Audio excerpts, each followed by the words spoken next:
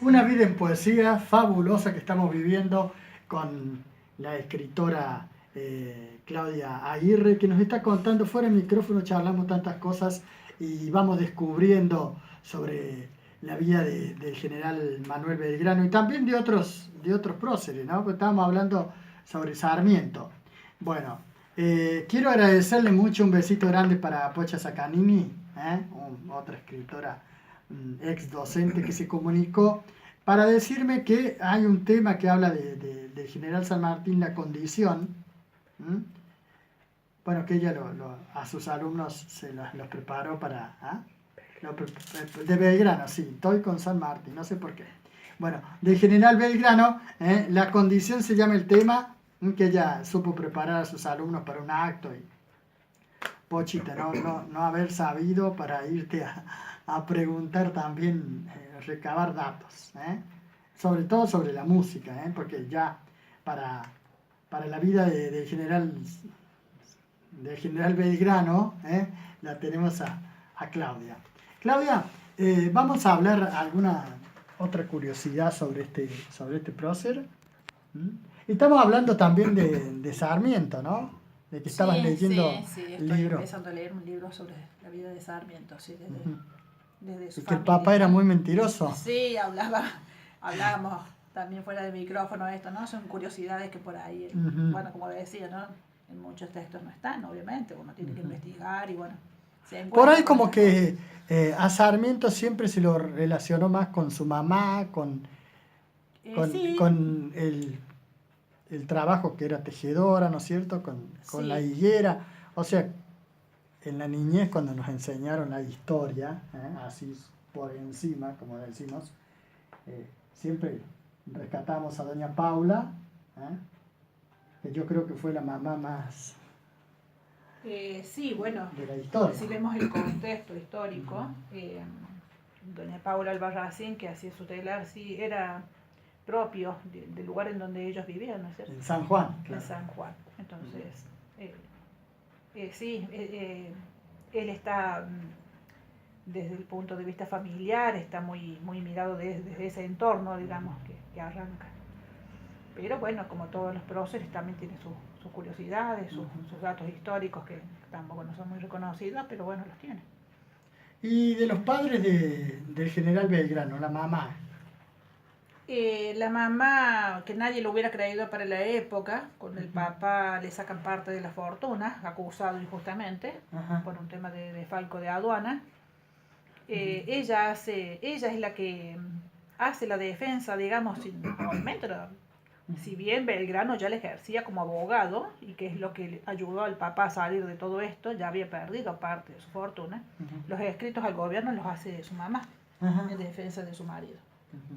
que para la época también era novedoso, ¿no es cierto? Porque Claro, claro. era una sociedad muy machista también, Ujú. y que hiciera eso una mujer, bueno, es lo llamativo de todo esto. El Papa, después que pasó todo este episodio, él murió al año ya también agobiado, ¿no es cierto?, por tanto disgusto y un trabajo de toda su vida.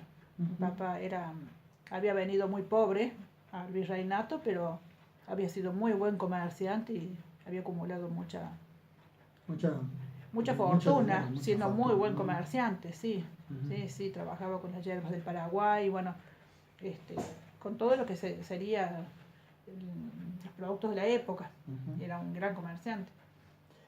Estamos hablando de los hijos de hermanos de Belgrano. ¿Alguno tuvo algo especial? ¿Se destacó por algo?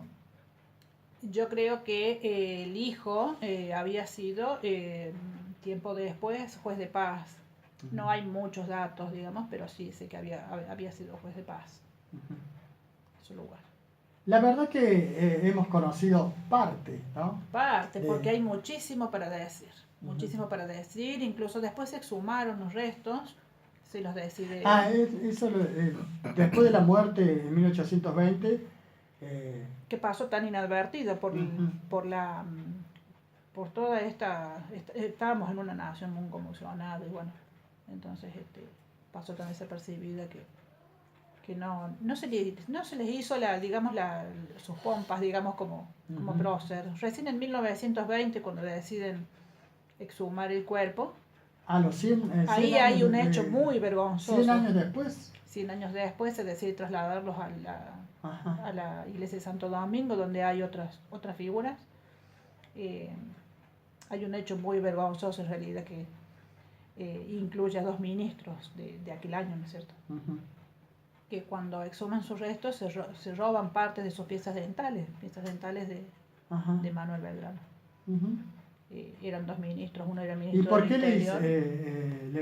le hicieron autopsia? En aquel año, no sé, hay un porque informe no había completo, nadie sabe, natural. sí, no registra en el archivo la causa por la que le hicieron una autopsia, porque la muerte había pasado muy desapercibida. Y recordemos también que él tampoco tenía dinero, así que le paga a su médico de cabecera, su médico que lo había tenido toda su vida, con su propio reloj. Y bueno, así es que... ¿Es cierto que él tenía una deuda? No, la deuda que él había contraído era por su tema salud, en realidad, y su médico, él le pagó antes de morir con el reloj. Y no tenía siquiera un ataúd en donde ponerlo ni nada, así que de su familia, de los muebles de su familia, sacan el mármol de la cómoda para hacerle la lápida. Sí, todas esas cositas, bueno, que por ahí, que son la gente por ahí se asombra porque son datos que no se conocen mucho. Que no los conocemos. Sí, solamente por ahí, ¿no es cierto? Y que se interioriza mucho con el tema de la historia lo sabe. Sí, pero hay gente que no. Y bueno, y como decía, cuando exhuman su cuerpo, que obviamente no estaba ya en estado, digamos, de polvo todavía, estoy hablando de 1920. Y habían pasado 100 años. Se conservaban los huesos. ¿Y por qué se conservaría? Sí, la verdad que no hay tampoco, como digo, registros de por qué, pero sí, obviamente que las piezas dentales se siguen conservando, que ahí estos 2 ministros toman piezas dentales y se los llevan como tipo souvenir, por decirlo de alguna forma. Después piden, se los reclaman, y bueno, ellos ya con vergüenza los devuelven diciendo que los habían tomado para mostrárselos a sus amigos. Y sí, un poco un hecho lamentable, ¿no es cierto? Que hasta incluso después de su muerte, casi 100, mejor dicho, ya 100 años después, pasen estas cosas. Para cerrar, Claudia, ¿alguna otra curiosidad que nos quieras contar o que quieras remarcar sobre Manuel Belgrano? ¿Qué te digo? Por acá, en los proyectos de crear escuelas gratuitas, él expresó: a lo humilde, para sacarlo de la profunda desigualdad social, hay que educarlo. Y bueno, volvemos a lo mismo. Estábamos en una época tan convulsionada y dependíamos tanto de la corona española, que no les convenía a ellos que las personas de la colonia fueran personas con educación. Entonces siempre le pusieron esos palos en la rueda, como quien dice, para que él pudiera retribuir de alguna forma, porque la prioridad de él era la educación. Claro, las escuelas. Las escuelas gratuitas. Y bueno, también quería los niveles, él exigía los niveles también, como hay ahora hoy en día, ¿no es cierto? Claro. Sí. Quería los niveles para todo el mundo, que también tuvieran accesos universitarios, bueno, nada de eso se concretó porque, bueno, en realidad a la corona española no le convenía. Y bueno, es como que también la historia se repite en muchos aspectos, ¿no? También. Sí. La historia se repite, sí. Y nunca termina, ¿no? Siempre hay algo por investigar, es tan extensa y siempre tan algo para seguir sacando a luz. Bueno, no, uno no termina. De todas formas, igual te agradezco el espacio para poder presentar todas estas cosas que la gente no que conoce. Aparte que yo quiero conocer yo también, y me gusta mucho, como te dije fuera del micrófono, me gusta mucho la historia de los próceres y sobre todo la parte personal, claro, su parte humana.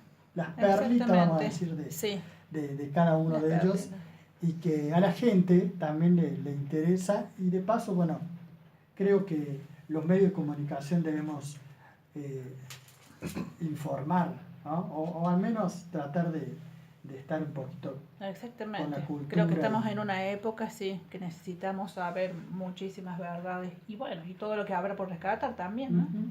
Todo lo que se puede rescatar, porque no solamente hablamos de uno de los próceres más grandes que tiene la historia de Argentina, sino de todo el resto. Aparte que lo hacían justamente, daban su vida por la patria. Sí, Eh, él sin- hasta el último sin- momento dio toda su vida Ujú, por la patria. ujú. Creo que, bueno, y me decías para cerrar con esto de que por ahí uno se queda siempre con algo, lo que más, qué sé yo, personalmente me llega es el encuentro que él tuvo con San Martín, porque eran muy amigos, Sí. en donde San Martín tenía órdenes de detenerlo y bueno, no lo detiene, pero le dice que siga adelante. Si él es un revolucionario como él, que siga adelante con lo que él tenía imaginado. ¿A dónde planeado, fue el proyectado. encuentro? Bueno, él ya venía con su ejército. Y hablando de eso, no toqué la parte de Villa Rosario, que tiene una parte muy importante del paso de las tropas sí, aquí, sí, claro. en donde acampó 22 días. Ujú. Antes de todo esto, él estaba ya con el ejército del norte. Ya lo habían mandado a detener porque él había fracasado. En una batalla fracasó, en varias batallas fracasó.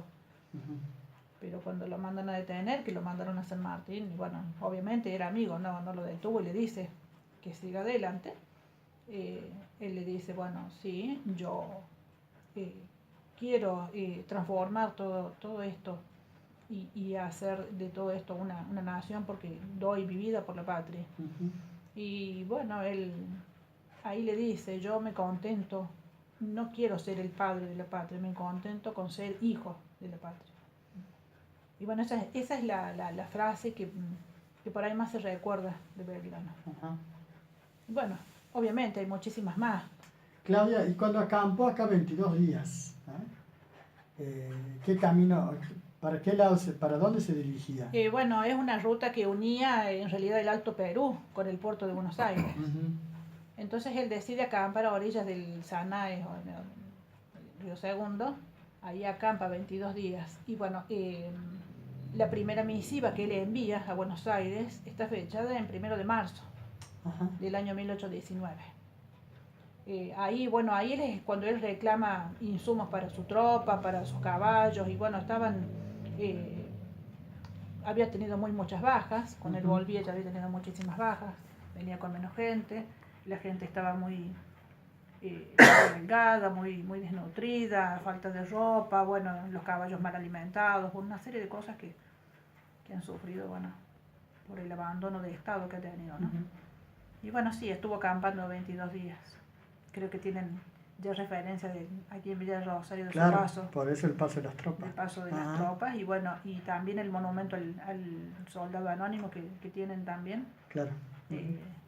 Que están lindo, ¿no? Tienen una placa, yo estuve recorriendo ahora en Sí, noviembre. sí. Sí, muy emotivo, ¿no? Su paso por Villa de Rosario. Lo que ha sido lindo es el paso tuyo por aquí, por el programa, por la Bueno, vida en poesía. no, muchísimas Nuevamente, gracias gracias por tantos datos lindos y por ir conociendo sobre estos próceres. Indudablemente que vamos a tener un nuevo encuentro Cuando quieras, cuando gustes. para Es un seguir placer. hablando sobre los próceres. Es un placer, es un placer. Así que te agradezco muchísimo la invitación. El placer es mío porque, ya te digo, a partir de esta vida en poesía he ido conociendo a gente maravillosa, gente que realmente da gusto tenerla y conocer. Sí, te agradezco mucho por la difusión de la cultura. Los espacios culturales